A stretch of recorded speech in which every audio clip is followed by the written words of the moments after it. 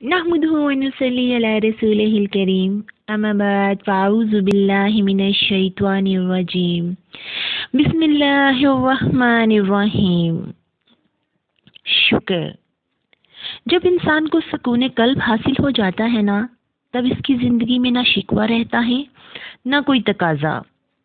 وہ اپنے غموں کو پہاڑ نہیں بناتا اور نہ ہی مایوس ہوتا ہے، نہ اسے اللہ سے کوئی گلہ ہوتا ہے اور نہ ہی اس کی مخلوق سے کوئی شکایت، نہ زندگی سے غافل ہوتا ہے نہ ہی موت سے۔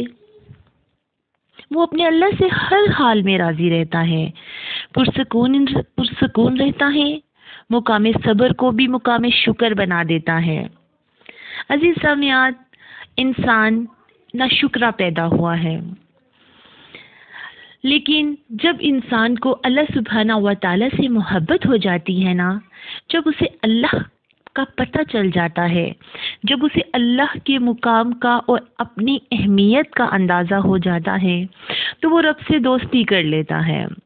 پھر اسے کوئی گلہ، کوئی شکوہ نہیں رہتا زندگی سے۔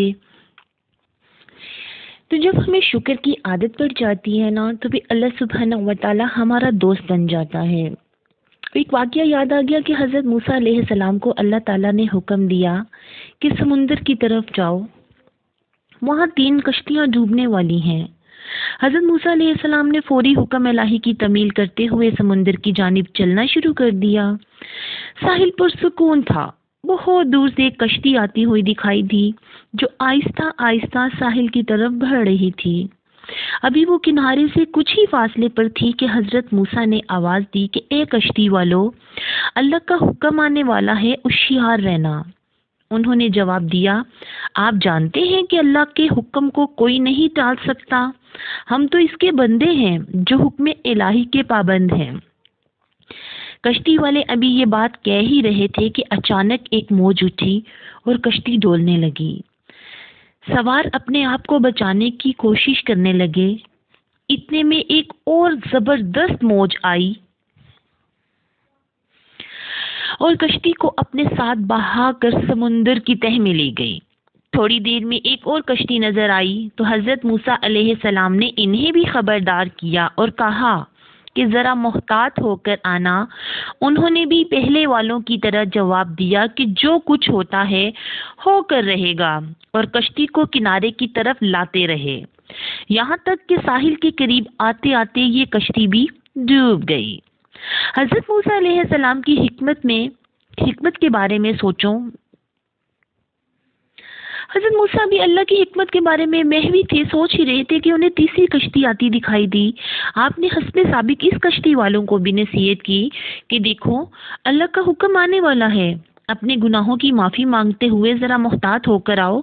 انہوں نے جواب میں کہا کہ اے اللہ کے نبی، جس طرح آپ سچے ہیں اسی طرح اللہ کا حکم بھی اٹل ہے، اسے کوئی بدل نہیں سکتا، لیکن اللہ کی رحمت بھی ہے اور ہم اس کی رحمت سے کیوں مایوس کر ہوں؟ لہٰذا ہم اللہ کی رحمت پر بھروسہ کر آ رہے ہیں اور وہ اپنی رحمت کے صدقے میں ہمیں ضرور امن اور سلامتی کے ساتھ کنارے پر پہنچا دے گا۔ کشتی والوں کا یہ جواب سن کر حضرت موسیٰ علیہ السلام خاموش ہو گئے۔ جب کشتی بحفاظت کنارے پر آ کر لگی تو اللہ کے پیغمبر سوچنے لگے کہ اللہ نے 3 کشتیاں ڈوبنے کا فرمایا تھا، 2 تو ڈوب گئیں، لیکن تیسری سلامت کے ساتھ کنارے پر آ لگی، یہ کیسے بچ گئی؟ ارشاد باری تعالیٰ ہوا کہ اے موسیٰ، آپ نے سنا نہیں کہ تیسری کشتی والوں نے کیا کہا؟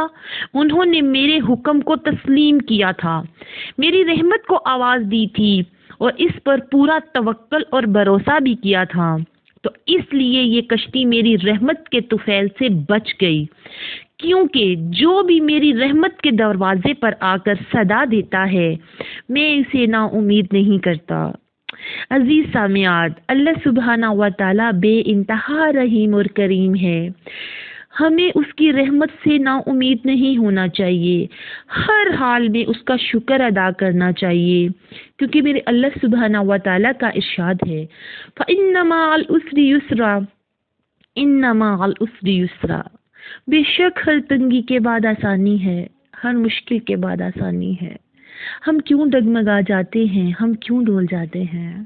خدارا اپنے ایمان کو اتنا مضبوط کر لیجئے، اپنے توکل کو اتنا مضبوط کر لیجئے کہ میرے اللہ کا حکم، میرا اللہ راضی ہو جائے۔